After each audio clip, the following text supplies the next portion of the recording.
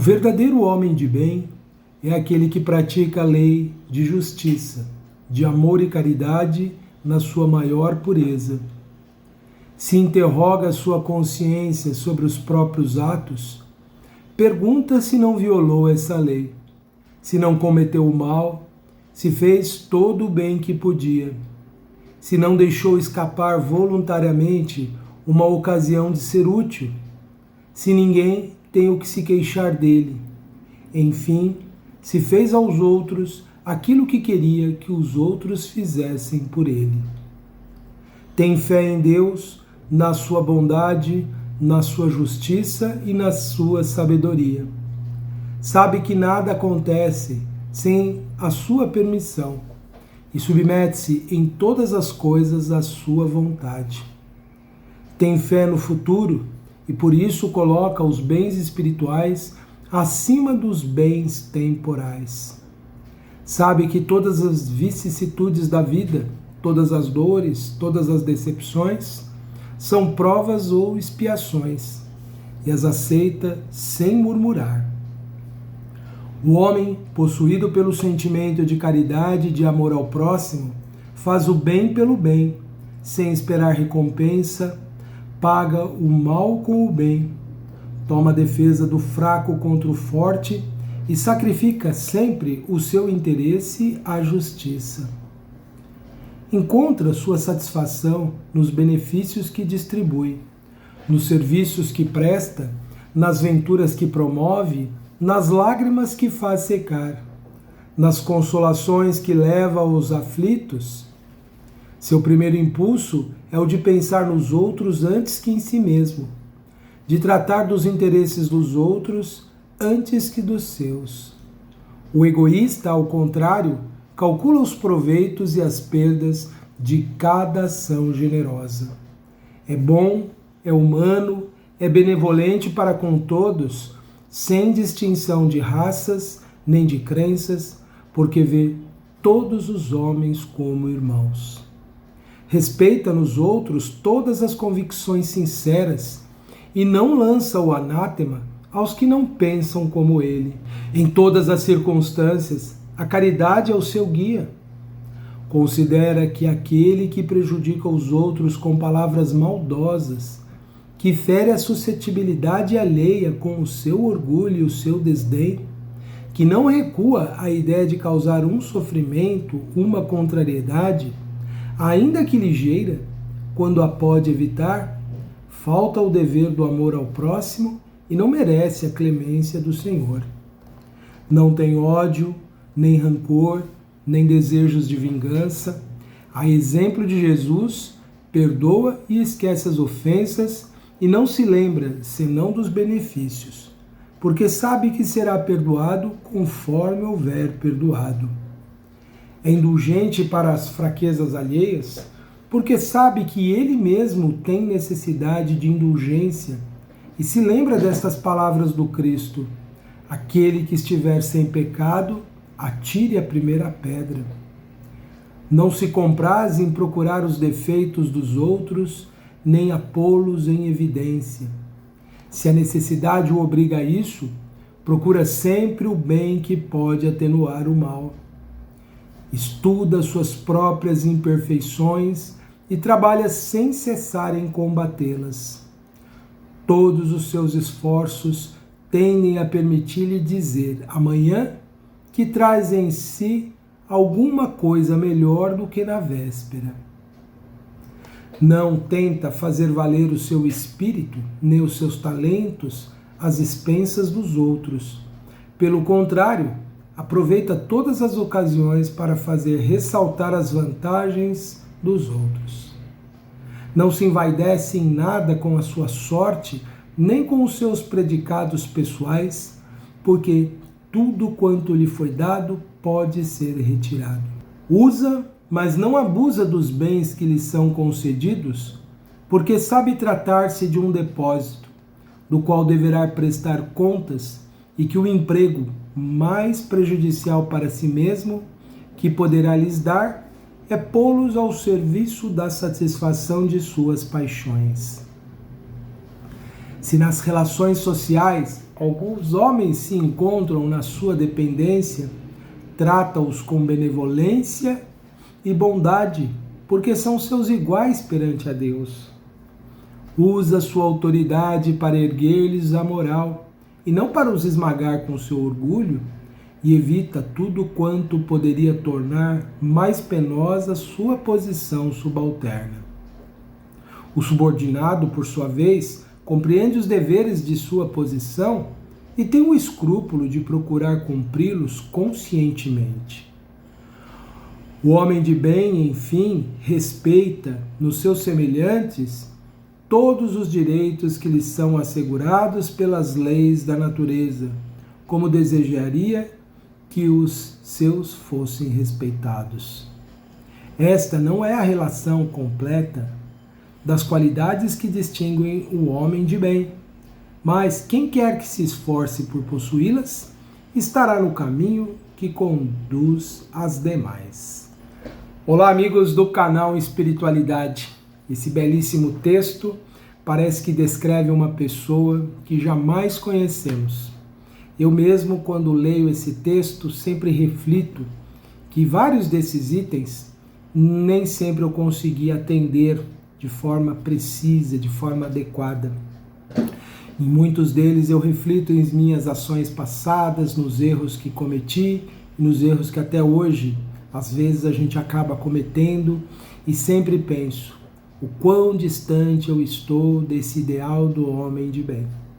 Mas temos que lembrar que esse texto é mais um convite à reflexão e não um julgamento sobre nós mesmos. Ele poderia ser visto por nós que buscamos o nosso aprimoramento, o nosso crescimento, como um roteiro de checagem, um checklist, uma lista de checagem, se estamos bem no nosso desempenho na vida terrena, procurando refletir o quanto nós já praticamos isso que ele coloca aqui, que Kardec colocou. Obviamente, deve existir alguém que já na Terra faz isso. Eu, pessoalmente, não conheço ninguém que eu tenha convivido. A gente sabe das histórias de algumas pessoas, mas a gente não sabe a fundo o que essas pessoas efetivamente eram, e isso, para aqueles que buscam evolução, nem importa tanto a gente saber do outro, se eles realmente já estão nesse estágio ou não, mas principalmente para nós. Alguém diria, mas isso aí tudo é impossível. Como alguém consegue ser assim? Bem, todas as coisas que estão listadas aqui são possíveis de serem alcançadas. Todas elas, eu acredito, e aí podemos dizer que muitas pessoas que eu conheço, que eu convivi, atingiram essas condições, algumas, várias, talvez não todas, mas todo ser humano é capaz de alguma coisa em termos de se tornar um homem de bem. Então, obviamente que essas virtudes podem estar sim presentes em alguém especial. Permita a Deus que possamos conhecer alguém assim, que seja verdadeiramente um homem de bem, mas se não conhecermos, já devemos nos sentir felizes de termos pessoas que estão nessa busca, nessa tentativa, que já apresentam qualidades, outras nem tanto, mas que estão na busca. E graças a Deus nós também somos espíritos assim, que estamos na busca desse ideal de viver de acordo com esses preceitos. Já que, como Kardec colocou aqui no final do texto, não é uma relação completa, mas qualquer um que busque alguma dessas já será automaticamente levado a outras qualidades. Isso porque as qualidades, elas puxam outras, elas vão ampliando a nossa percepção. Esforçar-se no sentido de ser justo nos leva naturalmente a sermos generosos, a compartilhar. Nos esforçar no bem nos leva necessariamente a viver mais intensamente esse bem. Assim como os vícios. Um vício tende a nos aproximar de outros vícios, a reforçar essas atitudes em nós. Tudo aquilo que nós cultivamos tende a se multiplicar, tende a se fortalecer. Por uma própria lei de afinidade, o que eu procuro sempre vai me aproximar de pessoas que são como aquilo que eu estou tentando ser ou aquilo que eu estou tentando viver. E nós sabemos que pelo comportamento, um reforça no outro as predisposições. Então o esforço, no sentido de vencermos as imperfeições, tende a nos levar a conquistar essa vitória em algum tempo. Naturalmente que ninguém tem a expectativa de que vai conseguir atingir tudo isso imediatamente. Ninguém tem a ilusão, porque em algum momento da vida nós percebemos que não éramos tudo aquilo que nós imaginávamos. Por isso que aqui em algum momento ele falou sobre isso, de que jamais se prevalece ou jamais se gaba de ter ali uma virtude. Ele não se sente, o homem de bem não se sente alguém que é melhor do que os outros, porque ele sabe que tem defeitos. E esse é o grande segredo de transformação, de mudança, é reconhecer o que nós somos. Por isso que refletir sobre esses itens, lembrar dos episódios da nossa vida em que eles poderiam ser aplicados, é um método de autoestudo, de autoconhecimento, de reflexão. Por exemplo, um trecho aqui aleatoriamente, eu vou pegar aqui para a gente refletir. Sabe que todas as vicissitudes da vida, todas as dores, todas as decepções são provas e expiações, e as aceita sem murmurar. Será que já não fizemos isso em outras etapas da vida? Reclamamos das provas, das expiações que nós temos? Será que nós realmente, hoje, estamos aceitando sem murmurar todos os desafios que nós temos? Será que quando eles chegam nós pensamos, é uma oportunidade de crescimento ou é só um lamento que nós temos quando estamos diante de uma dificuldade? É óbvio que quando nós fazemos esse tipo de análise, nós vamos perceber o quanto nós já somos ou não isso que está se propondo.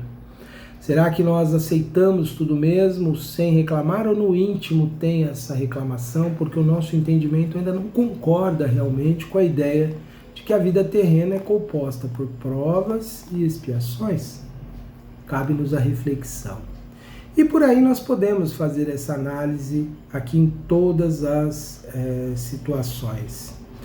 Quando, por exemplo, ele falou, a exemplo de Jesus, perdoa e esquece as ofensas e não se lembra senão dos benefícios. Será que nós somos assim realmente? Conseguimos esquecer as ofensas que nós recebemos diariamente? Bom, isso tudo então é para que a gente faça essa nossa autoavaliação, essa verificação e constatar por que eu preciso mudar isso. É vantajoso eu reconhecer que se eu lamentar, se eu me decepciono, reclamar da vida, isso vai me enfraquecer?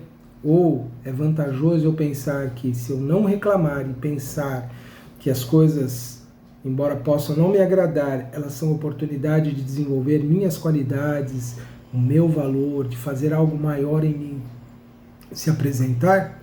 O que me traz melhor êxito? É a gente pensar assim, o que eu posso aproveitar realmente das experiências que eu tenho para, ao invés de apenas lamentar, eu me superar, eu descobrir um caminho até para me libertar dos problemas que eu estou vivendo. Porque muitas vezes a lamentação nos leva a permanecer num momento na inativação. Enquanto que é diferente de constatar algo não está bom, eu preciso mudar. Por isso que nos cabe então essa reflexão, se realmente nós estamos fazendo aquilo que é bom para nós. E até checar se todos esses itens realmente são verdadeiramente úteis a nós. É útil alguém ter fé em Deus, ter fé na bondade, na justiça dele, na sabedoria? Nós que temos estudado a vida espiritual, que temos aprendido com as comunicações dos Espíritos, sabemos que a fé é uma força poderosa que impulsiona a pessoa, que fortalece, que faz ela vencer as dificuldades. Então, é um princípio válido. Então, essa análise, se todas essas descrições, todas essas qualidades do homem de bem, se elas realmente são pertinentes, porque não é porque foi escrito por Allan Kardec, não é porque está dito pelos Espíritos, que a gente simplesmente vai dizer, isso é uma verdade inabalável. Pode ser que para nós ainda não nos atenda. Pode ser que para nós ainda se pareça algo inalcançável ou não? Tudo depende da nossa postura, do nosso posicionamento. Para mim, é um roteiro de crescimento, é uma excelente relação de verificação de tudo aquilo que eu ainda preciso melhorar em mim, mas sem a pretensão de fazer tudo ao mesmo tempo, porque nós sabemos que nós somos imperfeitos, que nós temos limitações, mas eu acredito sinceramente de que tudo aquilo que nós buscamos com sinceridade nós temos a alcançar, porque Jesus nos ensinou isso certa vez: busca e acharás. Nos ensinou que há a necessidade de um movimento da nossa parte para conquistar alguma coisa. Por isso que nós precisamos sair daquela comodidade de dizer somos imperfeitos, somos espíritos atrasados, somos espíritos endividados, e nos posicionar realmente como espíritos em crescimento, em aceitar as necessidades que nós temos de aprendizado, de verificação, identificar realmente aquilo que possa nos prejudicar, que possa nos impedir o nosso crescimento. Eu convido então nesta hora para a nossa prece e agradecimento a Deus pela bênção da vida e pelas oportunidades todas que o Senhor nos dá, pedindo ao Pai a força para vencermos os desafios da vida e para buscarmos sempre o crescimento, a transformação e a renovação de nós mesmos. Pedimos também, Senhor, que o vosso amparo, que o vosso amor possa amenizar tantas dores e tantas lutas, Senhor. Tantas provações difíceis que tantos passam nesta hora da humanidade. Em tantas regiões do mundo, como no Congo, na África, no conflito entre Israel e Irã, e a população tão sofrida de Gaza, Senhor. Também os nossos irmãos na Rússia, na Ucrânia, e em todos os lugares onde haja ainda a violência, onde haja ainda a opressão, que o Senhor possa envolver a todos, inspirando a renovação nos corações, inspirando o arrependimento naqueles que causam a dor e estimulando, Senhor, a transformação para a paz de todos nós, para que a cultivemos em nossas vidas, para que a semeemos por onde passarmos.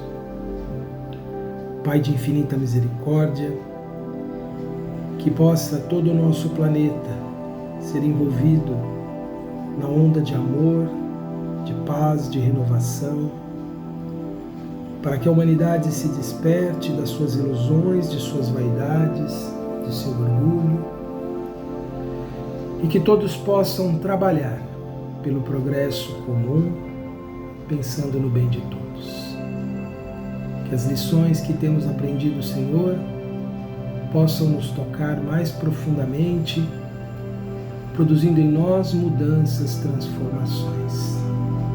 Que tenhamos a coragem de romper com as nossas escolhas infelizes até o presente, e que tenhamos a coragem de adotar novas posturas, novas atitudes, assumindo novos conceitos sobre a vida, sobre as pessoas, produzindo, enfim, uma transformação significativa em nós, Senhor. Dá-nos a força para todos prosseguirmos, trabalhando e melhorando todos os dias. Obrigado, Senhor, por tudo, que assim seja, graças te damos. Meus amigos, foram estas as nossas reflexões para este momento. Continue acompanhando o nosso programa Ponto de Vista no canal Espiritualidade e continuemos nesta hora tão importante da humanidade a vibrarmos pela paz, não aderindo a nenhum discurso de ódio contra nenhum povo, contra nenhuma pessoa, contra nenhum grupo político. Aqueles que caminham ao lado de Jesus não têm partido, não têm ideologia, a única causa é a fraternidade universal. Que estejamos todos ao lado de Jesus nessa grande obra de transformação do mundo. Até o próximo programa.